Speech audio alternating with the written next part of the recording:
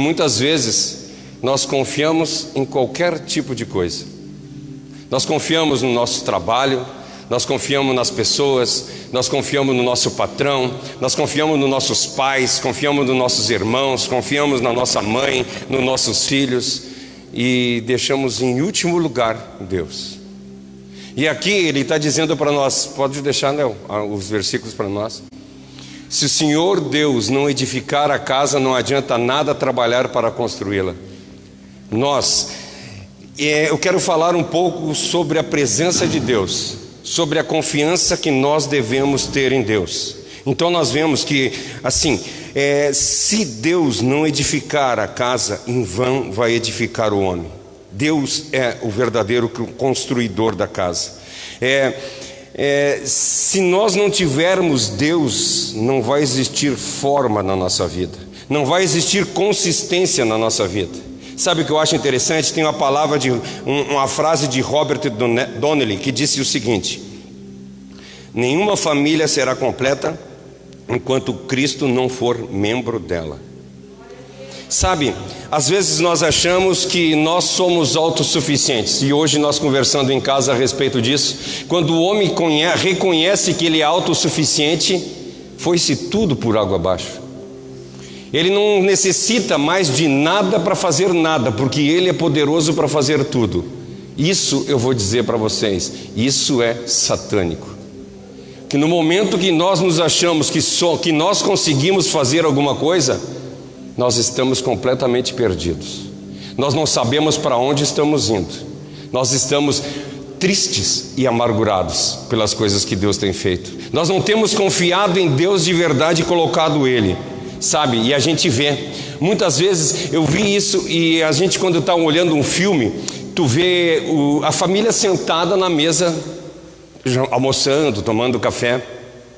Daqui a pouco alguém fala alguma coisa, e ali eles começam a brigar, e começam a discutir, e sai um brabo e vai para o quarto e diz assim: eu não quero mais comer. E nós vemos que infelizmente a realidade imita a arte. Nós somos dessa forma. Muitas vezes dentro de casa nós estamos sentados, tudo bem, tudo tranquilo, sentado na mesa almoçando, sentado no café, tomando um café em família, e daqui a pouco dá uma discussão e a família se separa. Por quê? Porque nós temos colocado a nossa esperança em nós mesmos. Nós temos colocado a nossa esperança em coisas terrenas. Nós temos colocado a nossa esperança em braços humanos. Às vezes a gente coloca esperança, hoje eu estava conversando um pouquinho com o Cleito de tarde. Às vezes nós colocamos esperança nas pessoas da igreja. Tu confia em alguém da igreja. Eu não estou falando que seja o pastor, seja o presbítero, o diácono ou qualquer outra pessoa, evangelista, missionário, não interessa. Mas nós colocamos esperança numa pessoa. Às vezes a gente a gente sai de casa, que nós estamos com algum problema, e eu digo assim: eu quero ir lá na igreja e vou pedir para o pastor orar por mim, porque eu acredito que o pastor é um homem de Deus. E a palavra de Deus diz para nós que todos nós somos sacerdotes, profetas e reis. Sacerdócio real. Não é a oração do pastor que vai ser melhor que a minha. Não é a oração do pastor que vai ser melhor que a tua ou de qualquer um outro. Nós somos todos iguais perante Deus. Paulo diz para nós que no momento que Cristo morreu, deixou de existir judeu e romano. Não existe mais homem e mulher. Nós somos todos iguais. Todos iguais. Mas sabe o que nós queremos fazer? Nós queremos colocar alguém sobre nós, a autoridade. Nós precisamos estar abaixo de alguém. Nós precisamos estar subjugado a algum poder. Por quê? Porque o ser humano é isso. O ser humano nunca vai conseguir viver sozinho. Ele precisa de alguém que o mentore. Ele precisa de alguém acima dele. Isso é importantíssimo, porque a palavra de Deus diz para nós: confessai os vossos pecados uns aos outros. Por quê? Porque nós precisamos desabafar as coisas que estão acontecendo na nossa vida. os problemas, as dificuldades que tem passado no nosso momento, nós temos que confessar um para o outro, chegar para o pastor Alexandre, chegar a ser eu para quem tu quiser conversar. Mas tu tem que conversar com alguém. Tu não pode ficar guardando aquilo para ti, mas não confiar nessa pessoa. A palavra de Deus diz para nós que infeliz é o homem que confia no homem. Ele quer dizer para ti assim, ó, infeliz aquele que confia na humanidade. Mas nós estamos lado a lado, nós somos irmãos em Cristo. Quando tu está passando por algum problema, alguma dificuldade, vai lá e confessa para um irmão, conversa com um irmão. É lógico que tu tem que ver para quem tu está falando, mas tu tem que conversar com alguém. Tu tem que dizer para alguém os problemas, as dificuldades a quais tu está passando, porque senão tu está mostrando que tu é autossuficiente, e a pessoa que é autossuficiente, como eu falei no início, é do maligno. Nós necessitamos estar juntos um dos outros. Por isso que a palavra diz para nós, aonde estiver 2 ou 3 reunidos em meu nome, ali eu estarei. Nós precisamos estar juntos, braço lado a lado. Muito melhor é ser 2 do que ser 1, porque se um sentir frio, o outro aquenta. Se um passar necessidade, o outro ajuda. Se um cair, o outro levanta. Por quê que eu sou autossuficiente? Por que eu quero fazer as coisas de acordo com a minha vontade? E no momento que eu reconheço a irmandade, eu reconheço a presença construtora de Deus na minha vida. Eu reconheço que Deus é o meu único e suficiente Salvador. Mas não porque Ele é o meu único e suficiente Salvador que eu tenho que me direcionar somente direto a Ele. Não. Se fosse para eu estar só eu e Ele, Ele teria construído um mundo comigo lá, não com nós. Por isso que na oração do Pai Nosso Ele diz: Pai nosso, dá o pão nosso. Sempre é nosso. Nós temos que estar junto um do outro, ter a mesma visão, andar nos mesmos caminhos, fazer tudo que Deus quer para a vida da gente, nos colocar embaixo de uma autoridade ao qual a gente reconhece ela como líder espiritual. Mas não que no momento que eu colocar ela como líder espiritual, ela vai ser aquela pessoa, não, tudo que ela disser vai ser correto. Paulo diz para nós que inteligente eram os bereanos, que quando Paulo falava da palavra de Deus para eles, eles iam para casa e viam se o que ele tinha falado era verdade. Faça isso. Tudo que eu estou falando para vocês aqui agora, chega em casa e vê se é verdade. Não confia em mim. Eu sou ser humano, eu sou errôneo. Já quero desde já, e já pedi há 2 anos atrás e continuo pedindo, me perdoe, porque eu vou te machucar. Eu vou falar coisas que tu não gosta, e tu vai ficar sentido e magoado comigo. Me perdoa, porque isso quem está fazendo sou eu, carnal. Porque o eu espiritual seria uma outra forma completamente de agir. Mas eu ainda não cheguei à plenitude. Quando o rico fala com Jesus e ele diz assim: bom mestre, e ele diz assim: por que me chamas bom? Bom é só Deus. Bom, para a gente entender o que significa bom, é completo, é a coisa que não precisa de nenhum retoque. Nem Jesus Cristo, quando estava aqui na terra, ele era bom, só Deus. Mas aí quando ele morreu, o que ele disse? Está consumado. Agora terminou, agora eu sou o bom. E mesma coisa conosco. A palavra de Deus diz para nós que nós devemos porfiar, combater o bom combate, lutar com todas as nossas forças para um dia nós chegarmos à plenitude de Deus. A palavra diz para nós que nós vamos chegar à estatura do varão perfeito. Ah, vai ser quando? Daqui 2, 3 anos? Não, vai ser quando eu morrer. Quando eu morrer, eu vou chegar à estatura do varão perfeito. O que eu falei no outro dia, já pensou? Eu sentado na ceia do Senhor, sentado do lado dos apóstolos, sentado do lado dos heróis da fé, sentado do lado daqueles irmãos que foram cerrados ao meio, que foi comentado hoje de manhã, sentado na presença daqueles que não conseguiram chegar em casa porque foram mortos, e as mães que foram lá ver, eles já estavam mortos. Eu vou estar sentado na presença daqueles todos, porque eu combati o bom combate.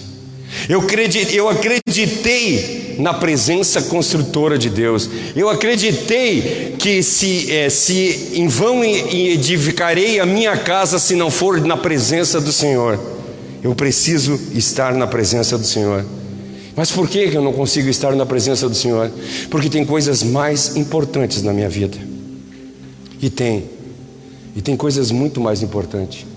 Tu conversa com as pessoas hoje em dia e diz assim: nós estamos fazendo nas terças-feiras o Sermão do Monte.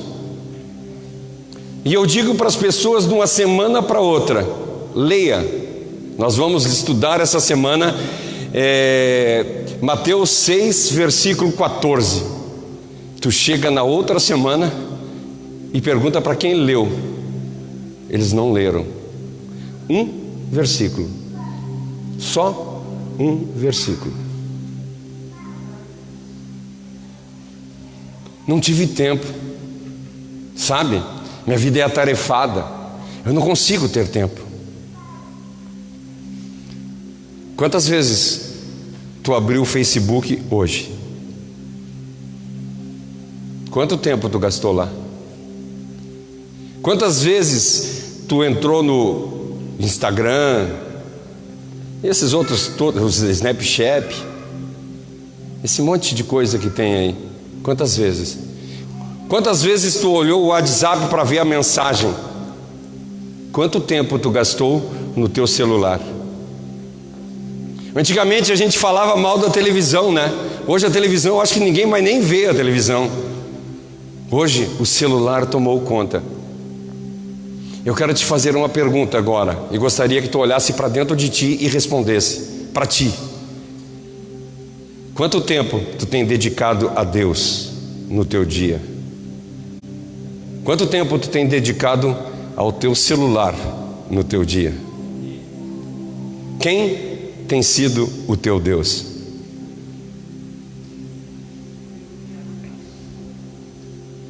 O celular tomou conta da nossa vida. O diálogo nas famílias acabou.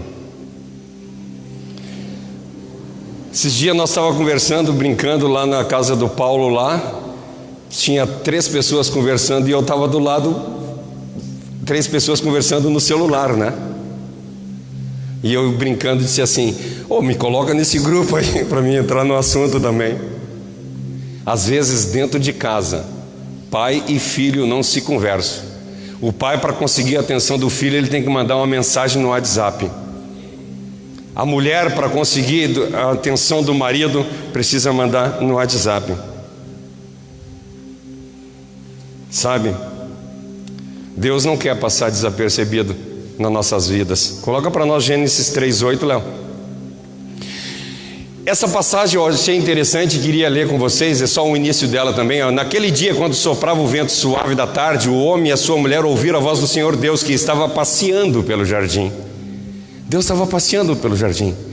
Ele gostava de estar na presença do homem. Ele ia todos os dias encontrar com o homem, só que Adão pecou e colocou uma barreira entre os dois. Não existia mais a comunhão entre o homem e Deus. Ele teria que fazer sacrifícios dali em diante para mudar. Marcos 15:38. Então o homem não tinha mais comunhão com Deus a partir daquele momento. Aí no Marcos 15:38 diz para nós assim: então a cortina do templo se rasgou, Jesus morreu e a cortina se rasgou. Diz que a cortina se rasgou de cima a baixo, veio de Deus para nós.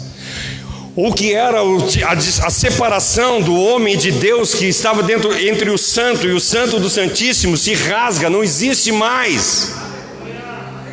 Agora, Deus está junto conosco novamente, aquela mesma presença que tinha lá no Éden, nós temos hoje na presença de Deus, mas para isso nós temos que abrir mão das coisas que nós queremos, nós temos que abrir mão dos nossos celulares, nós temos que abrir mão do nosso trabalho, nós temos que abrir mão do nosso estudo, de tudo, para colocar tudo na presença de Deus, na presença construtora de Deus.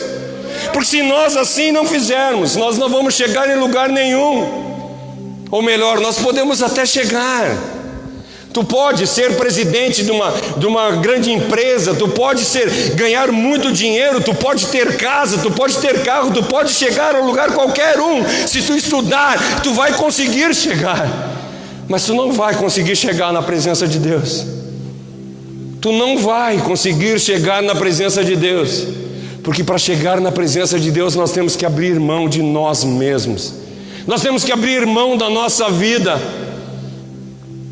Por isso que diz para nós no Salmo 23, o Senhor é meu pastor e nada me faltará. Porque Ele é meu pastor, eu sou o servo, eu me coloco embaixo do jugo dEle e faço a vontade dEle. E no momento que eu tenho Deus, não preciso de mais nada. Ah, mas eu não tenho o que comer, mas eu tenho Deus. Eu não tenho onde morar, mas eu tenho Deus. Eu não tenho o que vestir, mas eu tenho Deus. Eu não preciso de mais nada. O Paulo falou de manhã, Jesus, 40 dias sem comer. Ele não precisava mais nada. Ele só queria a presença de Cristo. E nós, o que nós temos feito? Sabe o que nós fizemos? Nós oramos para Deus e dizemos assim: Senhor, por que tu não está olhando para mim? Senhor, por que tu não responde às minhas orações? Senhor, por que tu não faz o que eu te peço? Senhor, por que tudo isso está acontecendo na minha vida? Por que os meus filhos não estão na igreja? Por que os meus pais não estão na igreja? Por que a minha família está toda uma para cada lado? Eu acho que Deus olha para ti e diz assim: cara, tu quer mesmo que eu te responda? Sério? O que tu tem feito para que isso aconteça na tua vida? A presença construtora na nossa vida não está funcionando. Volta lá, Léo, 127, a segunda parte do versículo. Se o Senhor não proteger a cidade, não adianta nada os guardas ficarem vigiando. Aqui nós vamos falar um pouquinho a respeito da presença protetora de Deus na nossa vida. Deus é quem protege.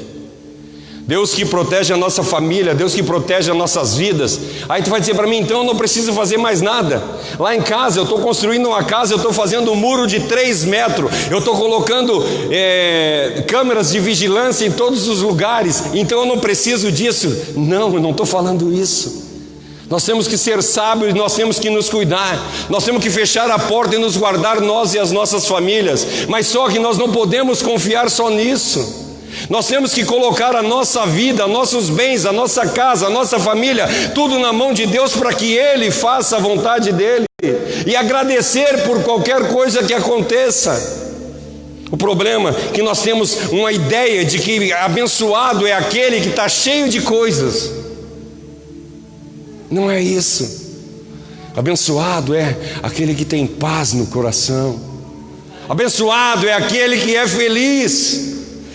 Ou tu vê nas bem-aventuranças alguma coisa assim: bem-aventurado é aquele que tem uma BMW do ano, bem-aventurado é aquele que tem uma mansão de 8 andares, com piscina, isso e aquilo, aquele outro. É isso que a palavra de Deus fala para nós?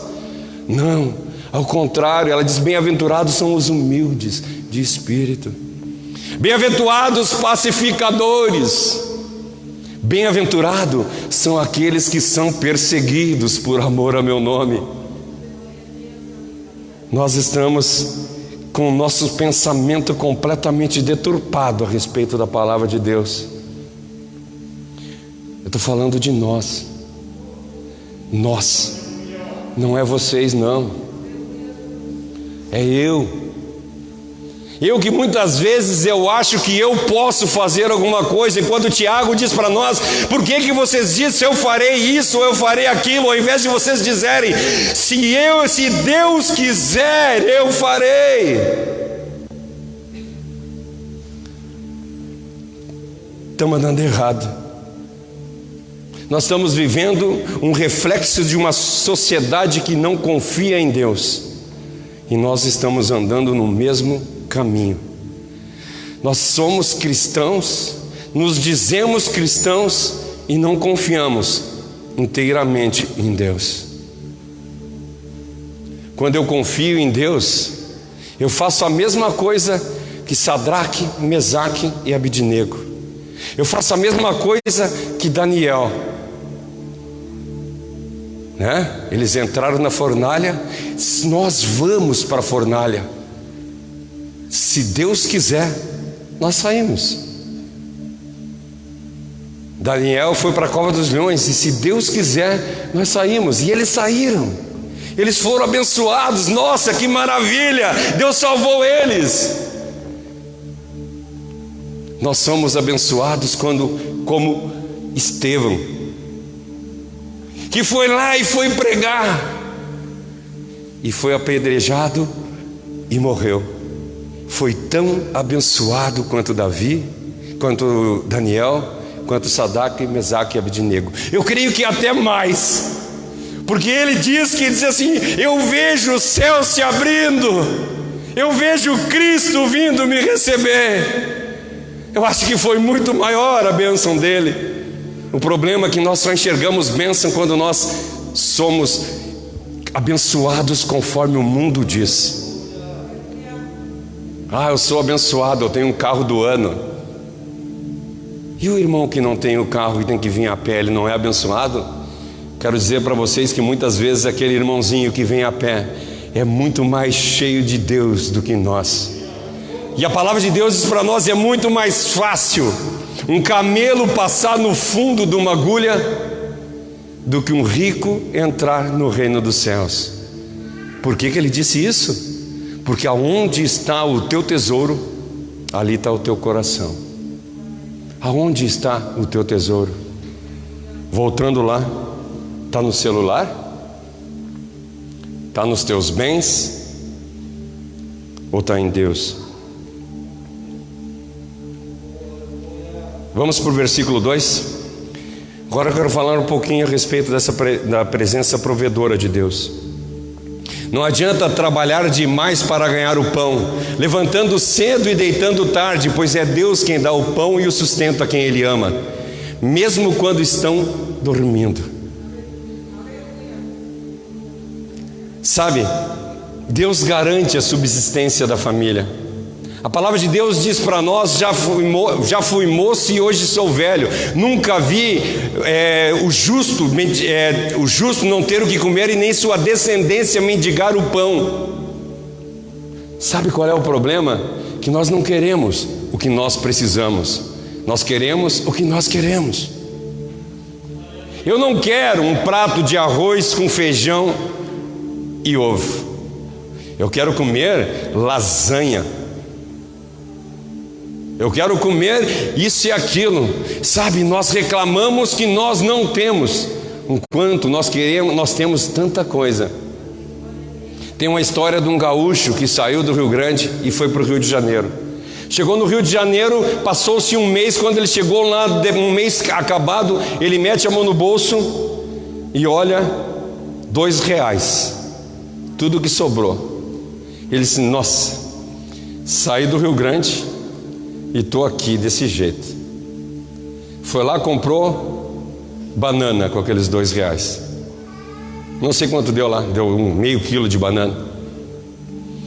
Sentou na praça e começou a comer.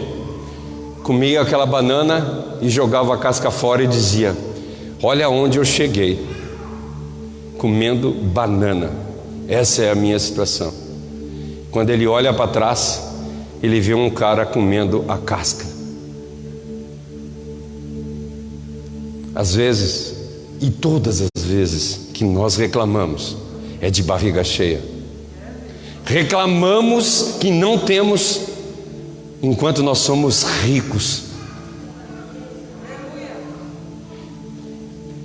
Se vocês olharem na história, que falam quando é pobre lá em os judeus, pobre é aquela pessoa que não tem o que comer. Rico lá, nós seríamos, da forma que nós vivemos, trilhardários. Eles comem só o suficiente. E é isso que a palavra de Deus nos garante. Nós vamos ter o pão de cada dia. Nós vamos ter o que vestir. Deus nos garante isso, mas eu não quero só isso. Eu quero mais. Eu quero mais. Eu quero mais. Eu quero mais. Eu quero me encher. Eu quero ser cheio de tudo. O Pai Celestial se preocupa. Eu sei que tu dizer assim, tu não está passando por dificuldade, é fácil falar. E eu lá em casa, eu tenho uma criança pequena que mama nã. Um nã é 60, 70 reais uma latinha de nã. E eu não tenho dinheiro para comprar. Então por isso, tu não sabe o que tu está falando. Eu sei o que eu estou falando, sim. Eu garanto para vocês que aqui nessa casa de oração, nenhum dos membros vai passar necessidade. Nenhum dos membros vai passar necessidade, porque nós vamos sustentar, se for o caso. Nós estamos aqui para andar, como eu falei no início, de braço dado um com o outro. Está com necessidade, eu vou te dar, eu vou repartir contigo. Eu tenho só 1 quilo de arroz, mas nós repartimos, tu fica com meio quilo e eu com meio quilo. Isso é ser cristão, isso é ter a presença construtora de Deus, a presença provedora de Deus, porque jamais nenhum de nós aqui vai passar necessidade. Lógico, meu irmão, se tu comprar um iPhone 27, uma TV de 65 polegadas, um fogão de 18 bocas, 4 fornos, e tu não conseguir pagar, é imprudência tua. Mas eu te garanto que o pão de cada dia não vai faltar na tua casa. Mas nós já dissemos também, né? Nós não temos bola de cristal aqui. Nós não adivinhamos que tu está passando necessidade, mas fala, eu estou passando necessidade. Aproveitando, tem uma família passando necessidade. Eu preciso que vocês me ajudem hoje isso. Se cada um me der R$2, R$3, eu consigo comprar uma cesta básica amanhã.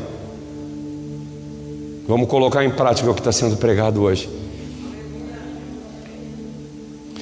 Se nós, os pais que eu estava falando no fim, eu fugi do assunto, o pai que precisa comprar uma lata de leite Nã para o filho e não tem condição, é lógico que o pai vai se preocupar. Eu vou me preocupar porque eu tenho que, no fim do mês, eu tenho que pagar o aluguel, eu tenho que comprar comida, eu tenho que pagar isso, eu tenho que pagar a escola, eu tenho que comprar livros, eu tenho que comprar caderno. É lógico, eu não estou dizendo para ti não te preocupar, não, de forma alguma, mas uma coisa eu quero te dizer: se tu está preocupado, Deus é muito mais preocupado com a tua vida do que tu. Ele está cuidando de ti desde que tu seja um filho valoroso. Quem é o pai que um filho pedir pão vai lhe dar serpente? E quem dirá o Pai Celestial, que cuida muito mais de vocês? Nenhum sucesso financeiro justifica o fracasso no lar.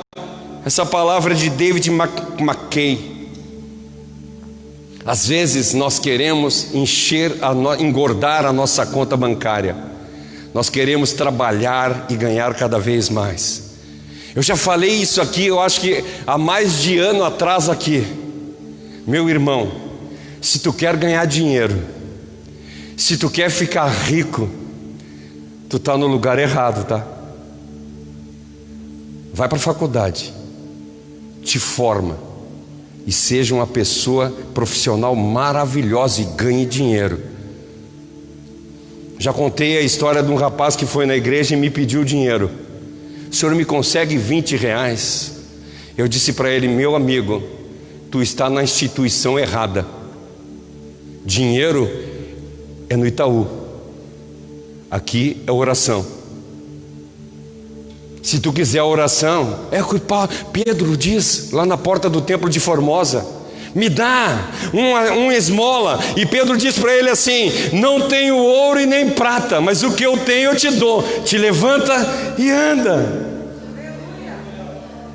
O problema é que eu disse, nós estamos mais preocupados, a igreja, os cristãos estão mais preocupados em pagar o aluguel no fim do mês do que fazer as obras de Deus e construir a mansão celestial. Nós estamos correndo atrás de coisas temporais. Nós estamos correndo atrás de dinheiro ao invés de correr atrás de Deus. Como é que nós queremos dizer que nós somos cristãos ou confiamos em Deus se nós estamos pensando dessa forma? Tu está confiando muito mais no dinheiro do que em Deus. Muda o teu pensamento, te entrega a Deus. Faça a vontade de Deus e esqueça o dinheiro. Ah, mas aí como é que eu vou comer? Tu não confia em Deus. O que tu está fazendo aqui? Me perdoa. Deus ama as nossas vidas. Deus nos ama de tal maneira que deu o Filho dele. E nós estamos correndo atrás de dinheiro.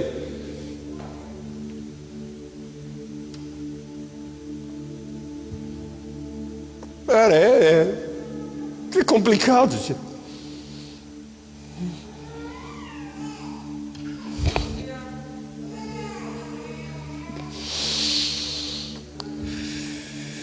Pega um pouco d'água para mim, Léo, faz favor. A família que ama a Deus, a pessoa que ama a Deus é amada por Ele. E experimenta a presença provedora dEle. Eu não estou dizendo para vocês que vocês devem parar de trabalhar. Eu não estou dizendo para vocês que vocês não devem poupar. Porque quem me conhece aqui sabe que eu sou das pessoas que mais gostam de poupar. Eu tenho horror a gastar dinheiro. Não estou dizendo para vocês que não precisa a gente se preocupar com o futuro. A gente precisa se preocupar sim. Mas em tudo nós temos que reconhecer que nós somos totalmente dependentes de Deus. A Bíblia nos ensina que nós devemos viver em confiança com Deus.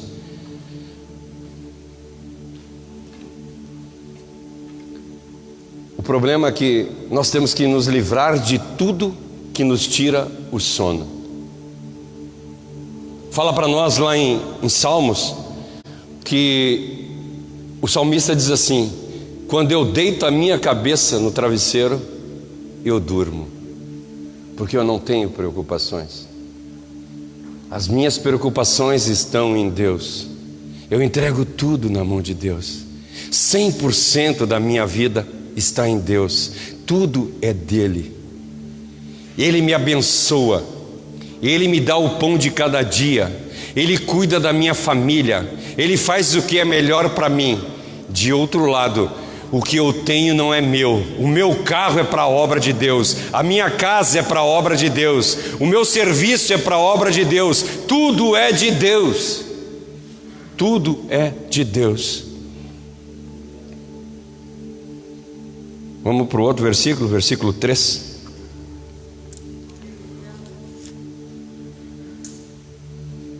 Os filhos são um presente do Senhor. Eles são a verdadeira bênção. Hoje de manhã foi falado isso aqui também. Que às vezes, hoje nós vemos famílias casando e não querendo mais filhos. Não quero mais filhos. Eles não querem mais ter filhos. E eu acho que não existe coisa mais importante, mais interessante e mais abençoadora do que filhos. Quando eu e a minha esposa casamos, o nosso desejo era chegar a 10 filhos. Nós queríamos ter 10 filhos. Não conseguimos. Nesses dias uma pessoa perguntou para mim assim: quantos filhos tu tem? Eu disse: só 4. Só 4. Eu queria 10. Eu sou apaixonado por filhos. Eu gosto demais. E aqui essa palavra diz para nós: os filhos são o presente do Senhor. Sabe, a nossa fé é um dom que Deus nos dá. E às vezes nós achamos que nós queremos, que nós podemos alguma coisa. A nossa fé é um dom de Deus, a nossa família é um dom de Deus, o nosso trabalho é um dom de Deus, os nossos bens é um dom de Deus, o nosso sustento é um dom de Deus, tudo é um dom de Deus. E por que os filhos não seriam um dom de Deus? O problema é que nós, quando nós vemos os nossos filhos, nós queremos criar os nossos filhos para que eles sejam o que a gente quer que eles sejam, e que Ele quer que eles sejam, e não o que Deus quer que eles sejam. Me perguntaram uma vez, quando a Josi tinha 3 anos de idade: o que tu quer que a tua filha seja quando ela crescer? Eu disse: eu quero que ela seja uma mulher. Isso que eu quero que ela seja. Sabe qual é o problema que nós fizemos hoje? Nós queremos criar advogados, nós queremos criar médicos, nós queremos criar políticos, jogador de futebol, nós queremos criar um monte de profissionais e esquecemos de criar homens e mulheres. Então, que nós possamos reconhecer que tudo é de Deus. 1 Crônicas, Leonel. Não, deixa pra lá, deixa que eu leio aqui. A palavra de Deus diz para nós assim, ó: tudo vem do Senhor, e por isso nós damos graças. Tudo vem de Deus. Tiago diz para nós assim, ó: toda boa dádiva vem e é dom perfeito de Deus, e vem do alto, do Pai das luzes. Tudo é dom de Deus. No momento que nós reconhecermos isso, as coisas vão mudar completamente. Nada que eu tenho é primeiramente meu, nem a minha própria vida é minha, nem a minha própria força é minha, mas tudo vem do Senhor, e tudo permanece somente para Ele, porque dele e por Ele e para Ele seja todas as coisas. Será que nós temos vivido assim? Se nós vivermos dessa forma, nós vamos ter a presença enriquecedora de Deus no nosso viver. Nós vamos ter a maior riqueza nas nossas vidas, que é Deus. É difícil nós imaginar uma alegria maior de uma mãe do que ter um filho. Os filhos são heranças do Senhor. Nós trabalhamos para deixar herança para os nossos filhos? Sim, e eu acho que todos nós deveríamos fazer coisas para deixar para os nossos filhos, mas principalmente nós temos que levar a palavra de Deus para os nossos filhos. Tu não pode deixar de falar de Deus para os teus filhos. Muitas vezes nós trabalhamos das 6 da manhã, que nós lemos no outro versículo, levanta das 6 da manhã até as 10 da noite trabalhando para conseguir deixar alguma coisa para o nosso filho, e a principal coisa que nós precisamos deixar, nós não deixamos, porque nós não temos tempo, é o amor. Conta uma história de um advogado que ele trabalhava muito e ele não tinha tempo para o filho. Um dia o filho perguntou para ele: pai, quanto custa se um cliente chegar para ti e querer uma consulta contigo, quanto custa? E ele disse assim: a minha consulta custa R$300. E ele disse assim: pai, o que é? Tu me empresta R$100? Para que tu quer R$100? Porque eu tenho 200 que eu guardei e falta 100 para eu conseguir ter 1 hora tua.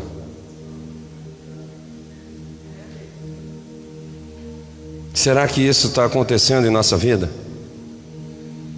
Nós estamos tão preocupados com as coisas do mundo, nós estamos tão preocupados em juntar herança para os nossos filhos, que nós não temos deixado a nossa maior herança para Ele. Nós temos nos preocupado em juntar coisas, encher a nossa vida de coisas, e esquecemos completamente do que é bom de verdade. Vamos mudar de vida. Os filhos não são nossos. Deus nos colocou por mordomos aqui na terra. Tu é responsável por eles ir para o céu ou ele ir para o inferno. Tu é responsável pela tua esposa. Tu é responsável pelo teu marido. Nós temos que ser testemunhos vivos de Deus. Então esqueça as coisas do mundo e busque as coisas de Deus. Faça de verdade a vontade de Deus. Eu sei que a gente vislumbra um futuro profissional bom. Eu sei que a gente vislumbra uma conta bancária gorda. Sabe para quê? Eu quero dizer para vocês. Meu pai morreu. E ele tinha algumas coisinhas. Poucas coisas, mas tinha algumas coisinhas. A família desmanchou.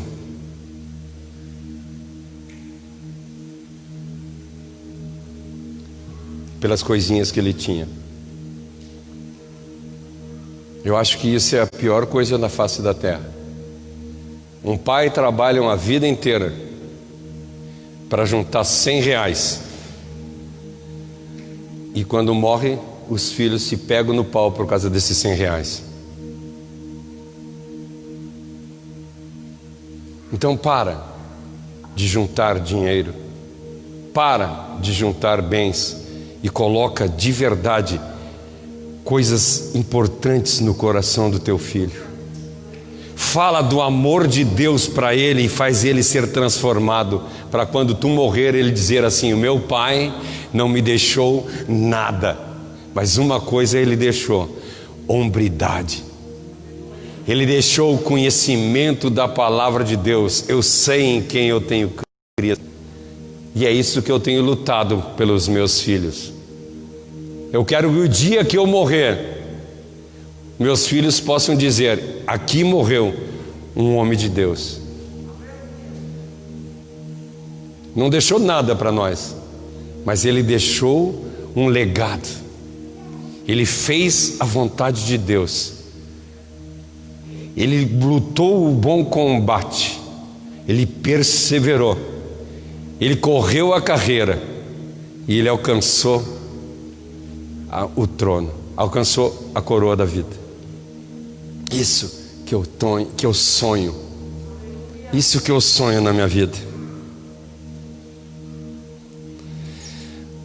O senhor pode subir aqui o louvor? Vamos ter um compromisso maior com Deus.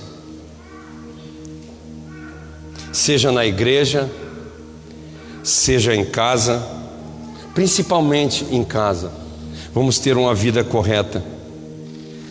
Vamos mostrar para os nossos filhos o que é amar a Deus.